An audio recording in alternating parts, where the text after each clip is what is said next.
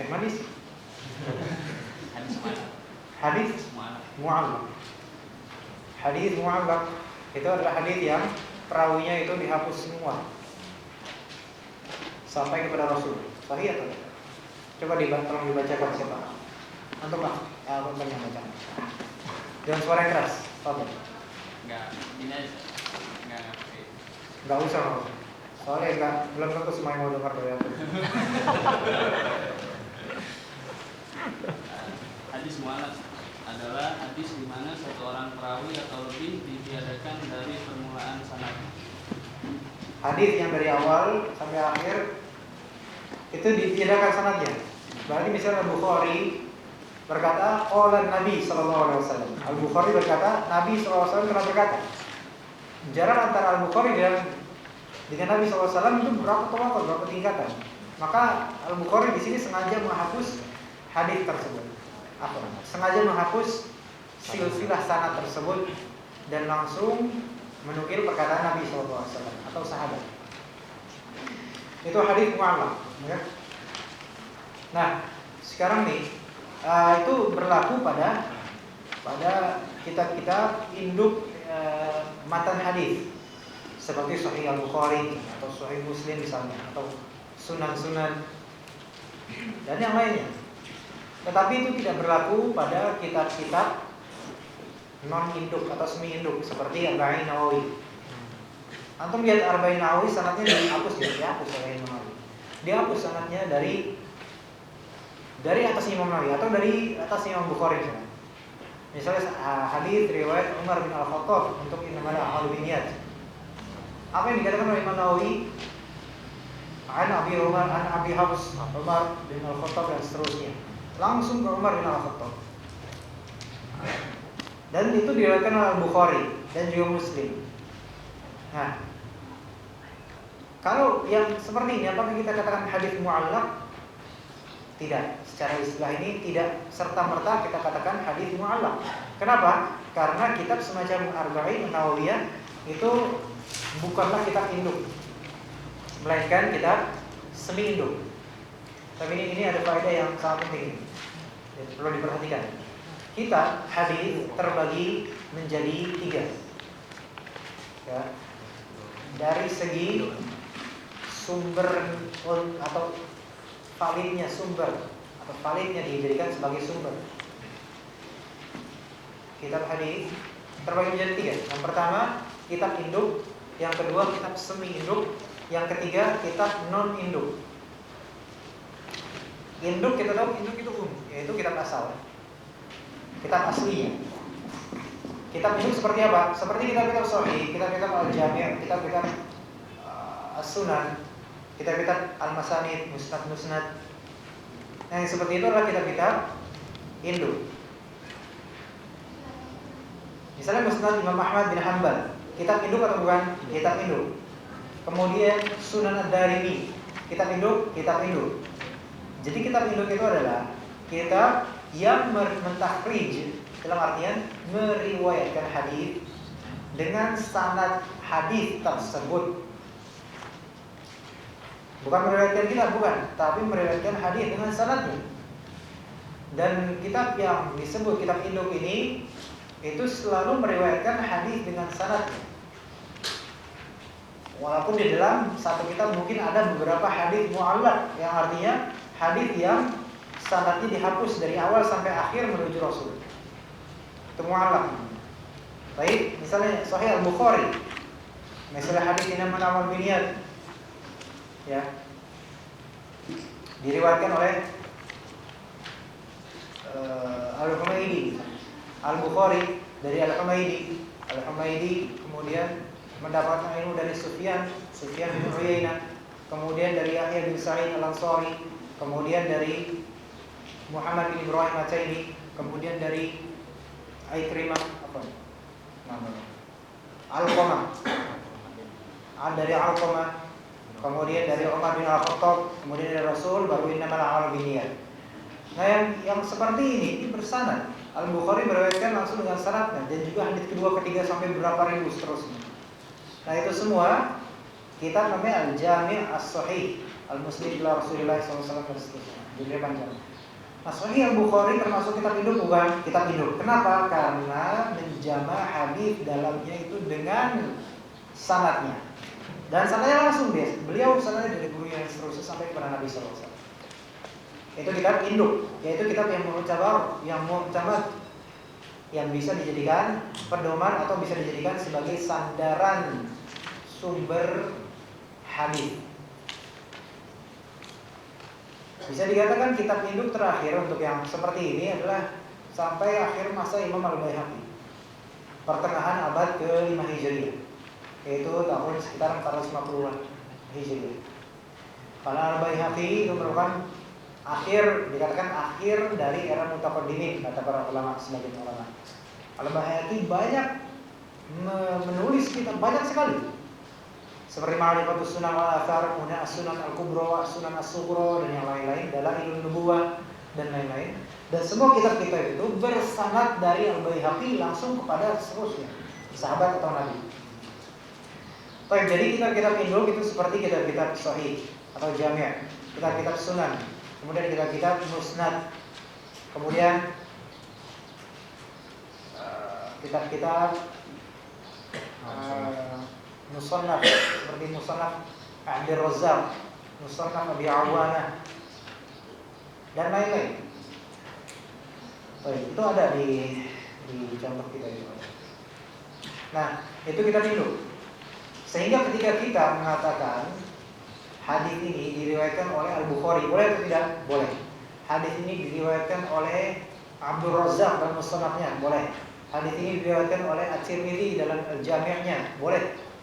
Karena kita induk langsung. Nah, sekarang ada kitab namanya semi induk, disebut oleh orang, setengah induk, yaitu kitab yang memang mengumpulkan hadis, tetapi tidak dengan sanad lengkapnya, melainkan menukil-nukil hadis semata dari sumber atau kitab induknya. Contohnya adalah kitab Bulughul Maram. Antum lihat kitab Bulughul Maram isinya hadis atau pendapat antum? Pendapat Ibnu Hajar, hadis isinya hadis. Dan juga ada sanadnya enggak? Tidak ada sanad. Tidak ada sanad. Nah, ini kitab semi induk, kumpulan hadis yang tiap-tiapnya enggak bersanad, melainkan langsung disebarkan kepada sahabat mulia Nabi. Ini tidak dikatakan mu'allaq begitu saja. Ya. Baik. Selain itu misalnya kita Umdatul Ahkam. Tahu Umdatul Ahkam? Karya Al-Maqdisi. Juga kitab Arba'in An-Nawawi. Juga kitab namanya Muntaqal Akhbar, karya kakeknya Ibnu Taimiyah. Jadi kitab semacam Arba'in An-Nawawi. Kemudian antum lihat Umdatul Ahkam, kemudian antum lihat Bulughul Maram, antum lihat Muntaqal Akhbar, kemudian disyarah oleh Imam Asy-Syaukani menjadi Nailul Awtar. Itu semuanya bukan kitab induk, melainkan semi induk. Bolehkah kita meriwayatkan hadis darinya? Maksudnya, ketika mendapatkan hadis darinya, kita katakan diriwayatkan oleh Ibnu Hajar Al-Asqalani dalam Bulughul Maram, boleh kan? Tidak boleh asal. Tidak boleh. Kecuali kalau hadis tersebut tidak ditemukan di kitab yang masih ada sekarang. Sahih Al-Bukhari, misalnya ada hadis di Arba'in An-Nawawiyah, innamal a'malu binniyat, riwayat Bukhari Muslim. Kita katakan innamal a'malu binniyat karena anak melihatnya dari Arba'in An-Nawawi, maka anak kata innamal a'malu binniyat ini adalah hadis riwayat An-Nawawi dalam Arba'in. Enggak boleh. Kenapa? Karena Sahih Al-Bukhari dan Sahih Muslim itu masyhur, sekarang masih banyak cetakannya. Tetapi misalnya dalam keadaan darurat, ketika misalnya ada karya dari ulama di era tahun 300-an Hijriah, wafat sekitar itu, mutaqaddimin. Dan di zaman Ibnu Hajar misalnya masih ada kitab tersebut. Dan Ibnu Hajar menukil beberapa hadis dari kitab yang sekarang ada tersebut ke Bulughul Maram di sana. Diriwayatkan oleh seorang imam. Dan imam tersebut kitabnya yang ini tidak ada lagi sekarang. Nah, berarti di sini kita hanya menemukan redaksi lafal tersebut dari Ibnu Hajar di Bulughul Maram. Dan kita ketika mencari di kitab aslinya karya pemiliknya itu nggak ada sekarang karena udah misalnya terbakar, udah terhanguskan atau nggak tahu di mana atau masih berupa makhtutat atau manuskrip.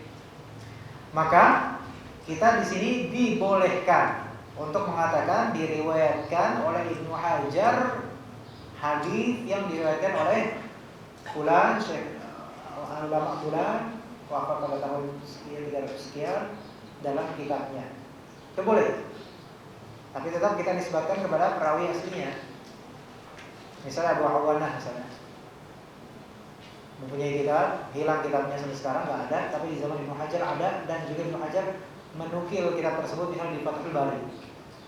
Nah, sekarang Fathul Bari. Baik. Fathul Bari masuk ke yang ketiga. Bukan kitab hidup untuk urusan hadis. Juga kita bisa Zadul Ma'ad karya Ibnu Qayyim. Kita bisa Zadul Ma'ad karya Ibnu Qayyim. Misalnya Zadul Ma'ad Ibnu Qayyim kita lihat beliau sering memikirkan bahwasanya Nabi dahulu begini-begini ya. Nabi dahulu begini-begini. Kita nggak boleh mengatakan diriwayatkan oleh Ibnu Qayyim bahwasanya Nabi dahulu begini-begini ya. Karena apa? Jarak Ibnu Qayyim berapa sih? 752 Hijriah dengan 13 Hijriah 730 sekian. Luar biasa jauhnya. Nah, kita tidak boleh begitu. Diriwayatkan oleh Ibnu Qayyim. Lah terus kok bisa? Memang Ibnu Qayyim meriwayatkan, maksud perawi di sini ya. Nah, tetapi ketika seorang yang awam tidak bisa membuka kitab-kitab dan ketika melihat dicetakan Zadul Ma'ad tidak ada keterangan ini dari Bukhari Muslim atau apa siapa-siapa, enggak ada, mereka Ibnu Qayyim langsung itu diperbolehkan. Misalnya Ibnu Qayyim berkata dalam kitab Zadul Ma'ad bahwasanya Nabi itu terbiasa menggunakan begini-begini di hari Id dan sebagainya. Ketika memang kita benar-benar awam, nggak tahu. Tapi itu juga sebenarnya kurang layak. Oleh karena itu, belilah kitab yang biarpun mahal namun jelas tahqiqnya. Di footnote-nya itu jelas. Ketika nanti ada Nabi SAW begini-begini, hadis riwayat siapa itu jauh lebih baik. Biarpun mahal. Karena menukil perkataan orang kepada yang berhak untuk disadur padanya itu adalah suatu ritual amanat ilmiah. Ya, dibandingkan kita mengatakan Ibnu Qayyim berkata seperti ini itu sahih, sahih. Karena darurat. Tapi tetap kita wilayah untuk mencari yang lebih baik. Makanya itu tuntutlah ilmu. Walaupun antum nggak pernah ke negeri Cina, walaupun antum pakai HP Cina, tuntut ilmu di sini. Oke. Kita sekarang ke mu'alaq udah jelas, Pak. Oke. Wallahu a'lam bishawab. Oke, alhamdulillah. Kemudian setelah mu'alaq apa? Baik, mursal itu hadis yang sahabat atau tabi'in meriwayatkan kepada Nabi dengan perantara. Saya tahu. Apa di situ tulisannya? Itu definisi buatan sendiri sih. Hadis yang diriwayatkan oleh seorang tabi'in yang berasal dari Nabi Muhammad SAW. Lebih bagus definisinya. Hadis yang diriwayatkan oleh sahabat atau tabi'in dengan perantara. Dan perantara tersebut tidak dituturkan. Mursal. Hadis yang diriwayatkan oleh sahabat atau tabi'in dengan wasithah, perantara, dan perantara tersebut tidak dituturkan, tidak disebutkan. Ya. Tabi'in. Kenapa Anda bilang sahabat di sini? Apakah mungkin sahabat meriwayatkan dari Nabi tapi tidak bertemu dengan Nabi itu? Mungkin. Mungkin. Misalnya Abu Musa al-Asy'ari berkata bahwa saya Rasulullah SAW bersabda begini. Ternyata Abu Musa al-Asy'ari tidak mendengar hadis itu langsung dari Rasulullah, melainkan dari Aisyah misalnya. Tetapi Abu Musa al-Asy'ari tidak menyebut Aisyah sebagai perantara antara beliau radhiyallahu anhu dengan Rasulullah. Paham sih? Atau kurang? Takutnya ada. Jadi Abu Musa al-Asy'ari bukan sahabat. Beliau meriwayatkan hadis misalnya disebutkan bahwasanya Rasulullah SAW bersabda begini. Dan ternyata diketahui oleh ulama bahwasanya Abu Musa al-Asy'ari tidak mendengar hadis ini dari Nabi langsung, melainkan perantara sahabat lain. Begitu, para ulama mengetahui seperti itu. Nah, ternyata Aisyah perantaranya di jalur lain, misalnya ya. Nah, ini namanya namanya irsal. Mursal. Irsal itu mengirim. Ya. Ya, ketika untuk mengirim, apakah pengirim tukang pos Mu'tabar? Enggak disebut oleh antum. Yang disebut adalah nama antum dan orang yang dikirim. Padahal yang jasa dia kirim. Enggak, ini kiasannya sebenarnya enggak layak ya. Oke. Nah, itu mursal. Nah, hadis ini antara sahabat dengan Nabi, tapi di antara sahabat dan Nabi ada perantara yang tidak disebutkan, maka menjadi mursal. Baik, itu satu sampel untuk yang katakan periwayatan sahabat dari Nabi dengan perantara tanpa disebutkan. Sekarang periwayatan dari tabi'i kepada Nabi yang tentu pasti ada perantara. Kalau benar itu sahih, pasti ada perantara yang tidak disebutkan. Tentu karena tabi'i syarat menjadi tabi'i apa? Tidak pernah bertemu Nabi. Tetapi bukan berarti semua yang tidak bertemu dengan Nabi menjadi tabi'i. Kita. Bisa juga tabi'i. Kita semua tabi'i. Alhamdulillah mengikuti Nabi Muhammad. Alhamdulillah. Nah, tabi'i tentu tingkatan atasnya harusnya sahabat. Kemudian baru Nabi. Gak mungkin tabi'i meriwayatkan dari Nabi langsung. Kenapa? Karena tidak pernah bertemu. Nah, gitu. Dari segi zaman. Baik. Jadi itu namanya irsal. Paham di sini udah selesai ya? Hah? Ya, irsal itu perbuatannya. Mursal itu hukum terhadap hadisnya. Mursil itu orangnya. Misalnya Abu Musa al-Asy'ari tadi mereka dari Aisyah sebenarnya, tapi Aisyah nggak disebut. Kemudian langsung dari Nabi. Maka di sini irsal adalah perbuatan menisbatkan perbuatan mengatakan bahwa Rasulullah SAW bersabda begini, itu adalah irsal. Mursal adalah hukuman terhadap hadis ini, hukumnya mursal. Gambaran ini mursal. Adapun mursil itu Abu Musa al-Asy'ari. Itu mursil, orang yang berirsal, yang melakukan irsal, subjeknya, fa'il, pelaku. Kemudian mursil. Di sini ada hadis namanya mursal sahabi. Nah, itu yang tadi anak katakan gambar pertama mursal sahabi, seorang sahabat meriwayatkan dari Nabi dengan perantara namun tidak disebutkan perantara tersebut. Apa hukum mursal sahabi? Hukumnya sebagaimana hukum semua hadis yang diriwayatkan oleh sahabat, yaitu sahabat masyhur adil. Ya, adil mereka sahabat, tidak ada yang kita curigai, ya kan? Jikapun sahabat meriwayatkan dari sahabat lain, kemudian sahabat yang lain itu dihapus namanya, tidak masalah. Karena sahabat yang lain itu tidak mungkin kita menudingnya sebagai kadhib, pendusta, lemah dan sebagainya. Makanya mursal sahabi kata ulama dikatakan dihukumi hadis marfu, sahih, muttasil, selesai, sudah selesai. Dan kita singkirkan permasalahan mursal sahabi. Sekarang mursal tabi'i. Nah, ini yang dimasalahkan. Ini yang dimaksud dari kitab itu.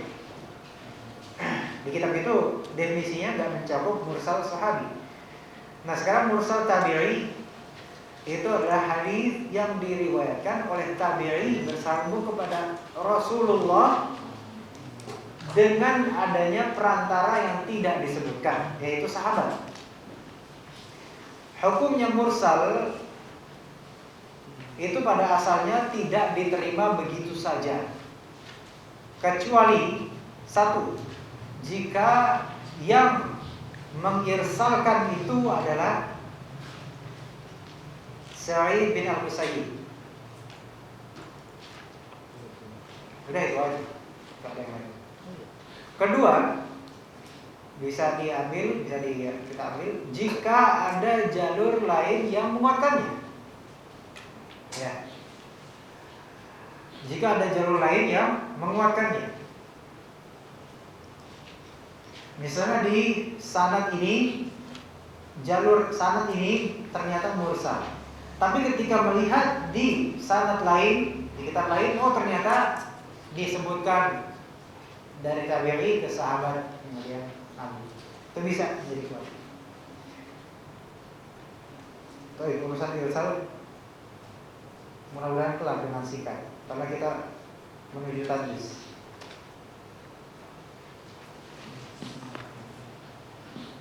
Nah, tadlis sekarang. Tadlis itu adalah apa sih? Terbagi dua. Langsung terbagi dua.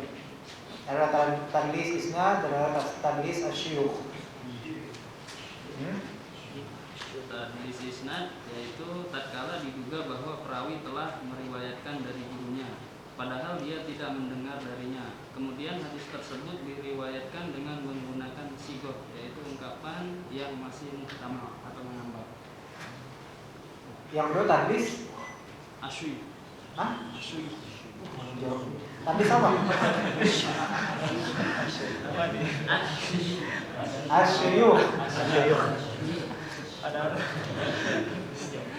Masjid ini bro. Tadlis asyuyukh. Asyuyukh. Ya. Sebenarnya yang ketiga namanya tadlis at-taswiyah, tapi kita tadlis at-taswiyah itu sulit, jarang. Tadlis al-isnad dan tadlis asyuyukh. Tadlis al-isnad tadi gimana? Seorang perawi telah meriwayatkan dari gurunya, padahal dia tidak mendengar darinya. Meskipun pernah bertemu dengan gurunya. Nah, terus Kemudian hadis tersebut diriwayatkan dengan menggunakan sigoh. Kemudian hadis tersebut digunakan dengan sigoh yang muhtamal. Muhtamal itu artinya berkemungkinan bertemu atau mendengar atau tidak. Itu maksud dari muhtamal. Jadi ada ihtimal, ada kemungkinan dia mendengar atau tidak. Seperti apa sigoh muhtamal? Seperti an, dari, atau cukup mengatakan qala fulan. Nah, lawan dari sigoh yang muhtamal adalah sigoh jazim. Muhtamal itu artinya yang berkemungkinan. Bisa mungkin dia mendengar langsung, bisa juga enggak. Seperti an, dari fulan. Misalnya Taufik berkata dari Radit, Radit berkata dari Kahfi, Kahfi berkata dari Israel, sebagainya. Nah, dan seterusnya.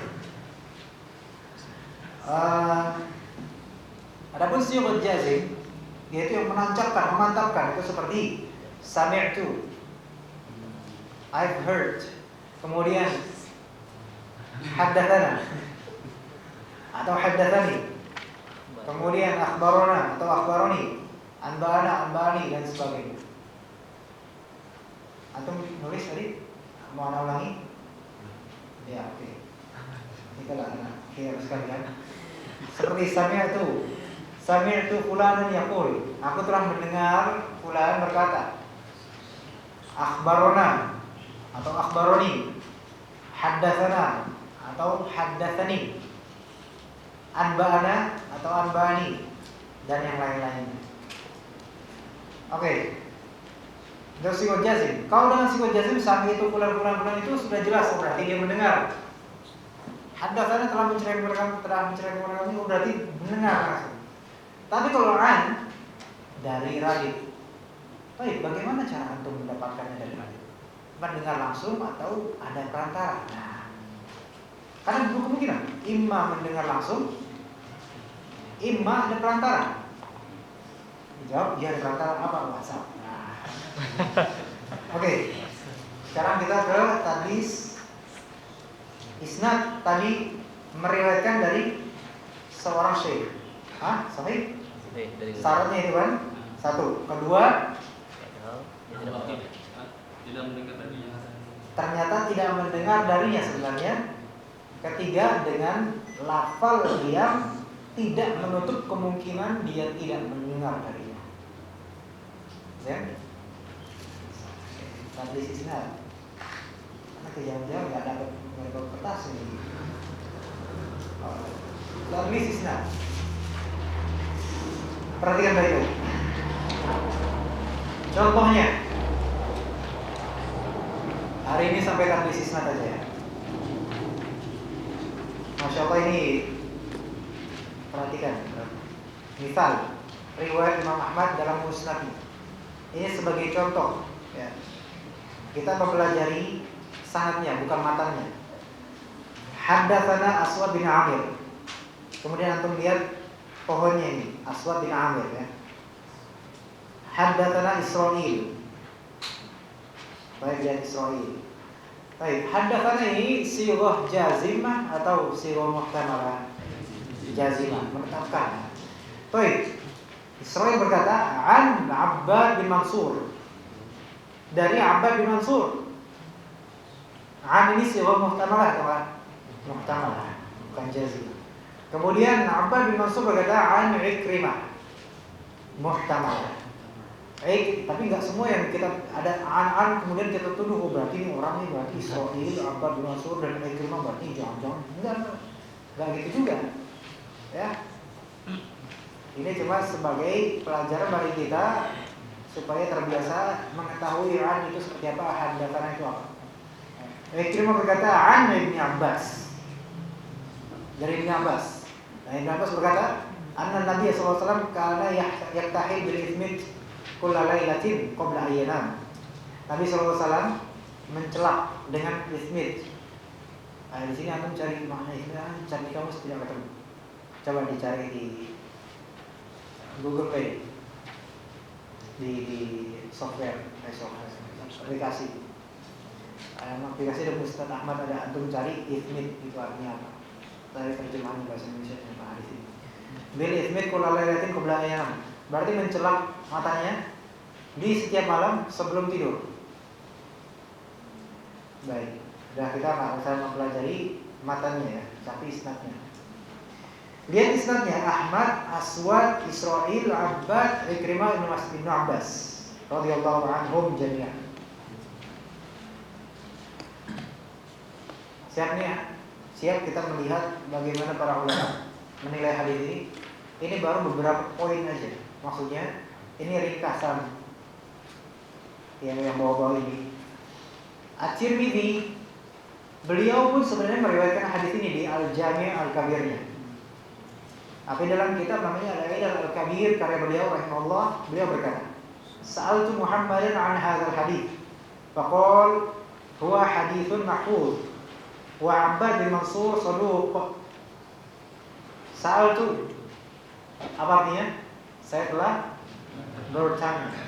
Muhammadan, apa artinya Muhammad? Siapa Muhammad? Rasulullah? Hah? Tirmidzi apakah bertemu dengan Rasulullah? Imam Al-Bukhari. Ahsan. Aku telah bertanya kepada Imam Al-Bukhari tentang hadis ini. Maka beliau berkata, huwa haditsun mahfuz. Dia adalah hadis yang bisa disimpan. Mahfuz itu biasanya lawan dari hadis syadz. Kita lupakan itu dulu. Wa Abbad bin Mansur, yang terpenting Abbad bin Mansur dinilai oleh Al-Bukhari dalam periwayatan At-Tirmidzi adalah saduq. Saduq itu adalah lafal ta'dil. Jarh sama ta'dil kan? Nah, lafal ta'dil berarti mempositifkan. Dan lafal saduq itu adalah untuk derajat ta'dil level hasan. Oke? Saduq yaitu derajat ta'dil untuk menunjukkan hasannya perawi. At-Tirmidzi berkata di Al-Jami' Al-Kabir, yaitu di kitab Sunan Tirmidzi, hadis Ibnu Abbas ini hasan. Ya, karena beliau berdasarkan penilaian Al-Bukhari ketika bertanya kepadanya bahwasanya Abbad ini saduq berarti hasan. Sementara perawi lainnya insya Allah semuanya bagus, lebih bagus dari Abbad. Itu cetakan atau tahqiq dari Bashar Awad Ma'ruf di satu cetakan Sunan Tirmidzi. Tapi dicetakkan yang ditahqiq oleh Ahmad Syakir. Imam At-Tirmidzi berkata hadis Ibn Abbas hasanun gharibun, hasan gharib. Hasan dari segi kualitas perawinya, salah satu perawinya Abbad bin Mansur. Gharib dari segi satu jalur.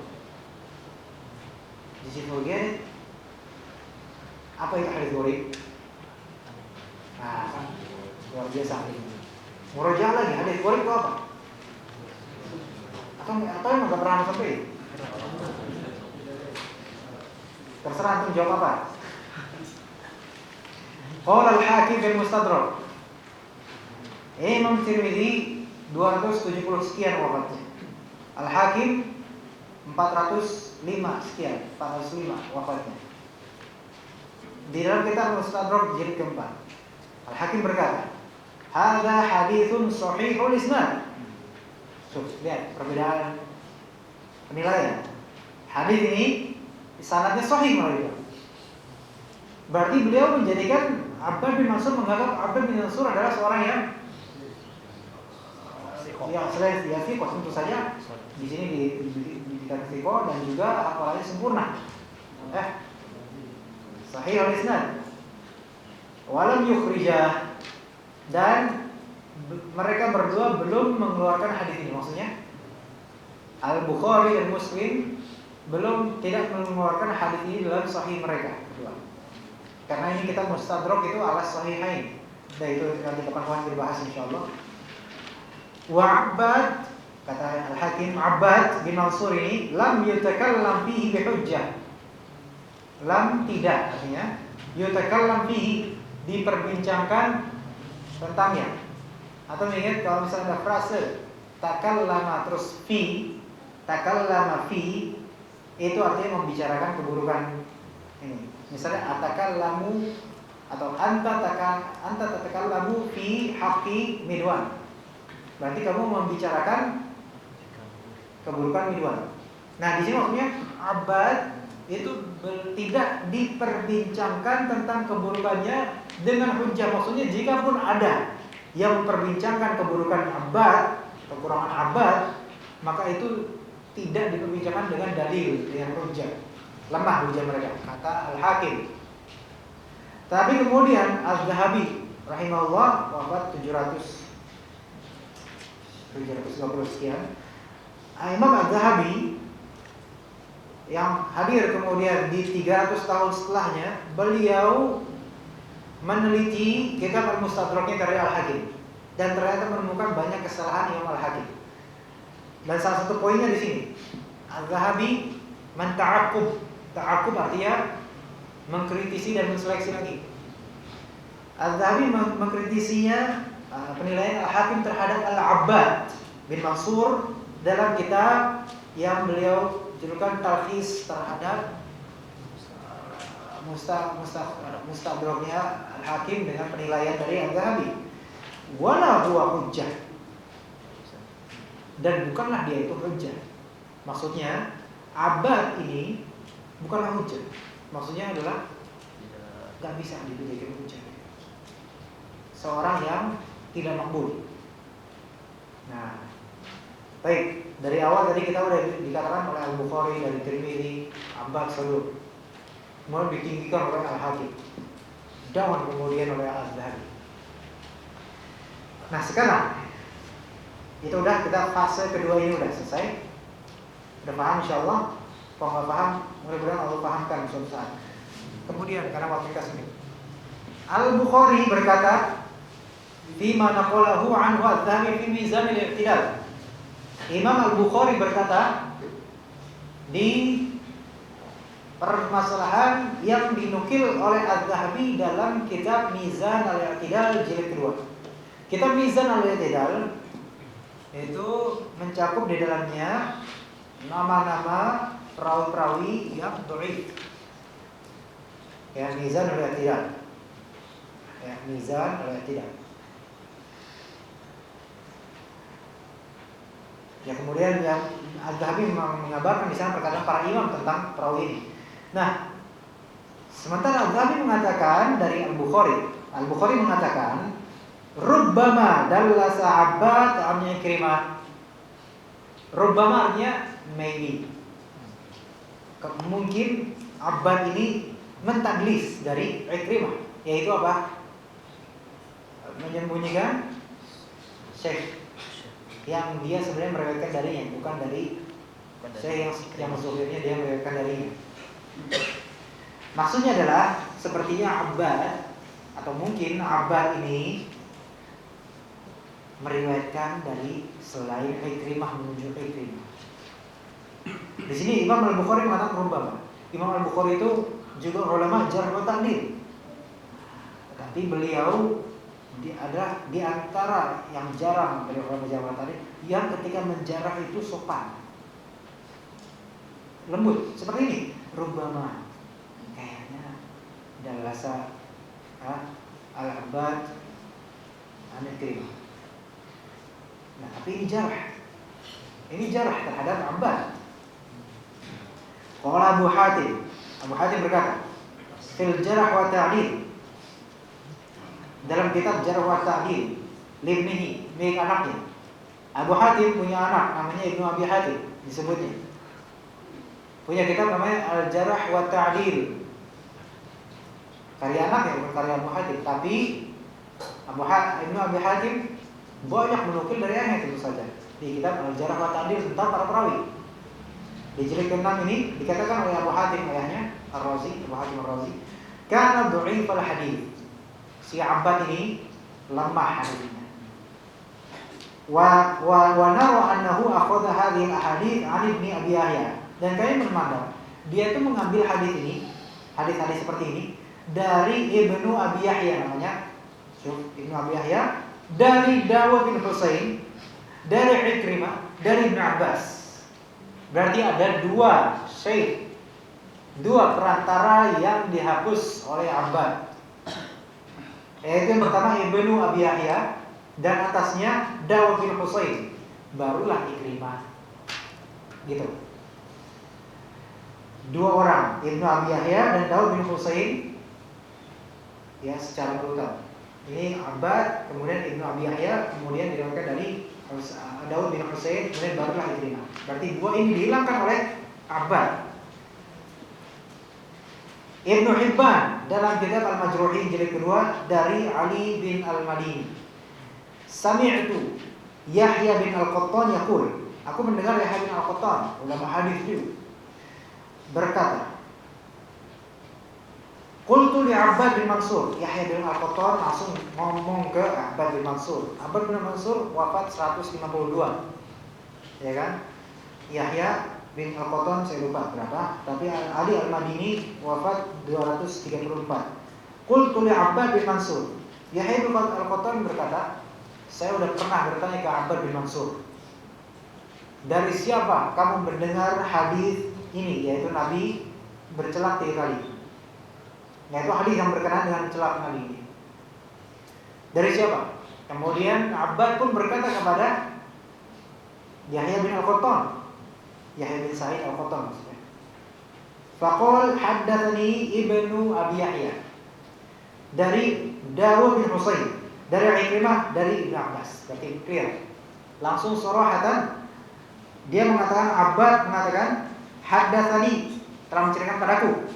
Lafal apa? Lafalnya muhtamalah atau jazimah? Jazimah. Telah menceritakan padaku. Siapa? Ibnu Abi Yahya. Berarti ketemu. Dari Dawud bin Husain, dari Ikrimah, dari Ibnu Abbas. Sekarang berarti udah ketemu jalurnya. Ketemu jalurnya. Kalau jalur yang Ahmad begini saja, itu berarti jalur dia jalur mudallas dan jalur yang mu'dhal. Ya. Nah, mu'dhal perawi dua berturut-turut. Tapi kalau misalnya dengan ini Abbad di atasnya Ibnu Abi Yahya haddatsani Ibnu Abi Yahya Dawud bin Husain an Ikrimah. Baik, kita terima enggak riwayatannya? Anggap baik. Dia ini Abbad ini mudallis, tapi oke, kata Al-Bukhari dia shaduq, hasanul hadits. Baik. Berarti Abbad ini kemudian Ibnu Abi Yahya, kemudian Daud bin Husain, kemudian Ikrimah, kemudian Ibnu Abbas. Jalur ini, baik kita terima. Kan sudah ada haddatsani. Haddatsani Ibnu Abi Yahya. Sedangkan perawi yang mudallis, jika dia melafalkan an, itu kita curigai. Tapi kalau dia melafalkan haddatsani, akhbarani, anba'ani, sami'tu, maka tidak kita curigai. Asal begitu. Baik, kita terima enggak jadinya? Sok tahu tuh. Kita enggak terima. Kenapa? Karena Ibnu Abi Yahya dia tertuduh pendustaan. Menanggulkan Batman. Oke. Fine, berarti hadits ini walaupun dikumpulkan Ibnu Abi Yahya dan Daud bin Husain, tapi ketika Ibnu Abi Yahya kita ketahui dia muttaham bil kadzib atau bahkan dikatakan kadzab, hadisnya dhaif jiddan. Selesai. Antum pikirkan lagi di rumah. Ingat-ingat pesan anak. Ya, bukan pesan mama, pesan anak. Ya, oke. Kita selesaikan aja sampai sini. Insyaallah pekan depan tadlis syuyukh insyaallah, atau yang disebut tadlis asma namanya. Ada disebut tadlis asma atau tadlis syuyukh itu sama. Tapi mudah-mudahan semua berkah dan wasiat anak pekan depan tolong jangan terlambat. Anak minta tolong jangan terlambat. Kalaupun terlambat, uzurnya cuma satu. Boncengin ibu, udah itu doang yang mau. Seperti di akta di salah satunya. Apa soal yang tadi tentang apa itu jangan, itu lebih panggilan lagi ya. Baik. Subhanakallahumma wa bihamdika asyhadu an la ilaha illa anta astaghfiruka wa atubu ilaik. Wassalamualaikum warahmatullahi wabarakatuh.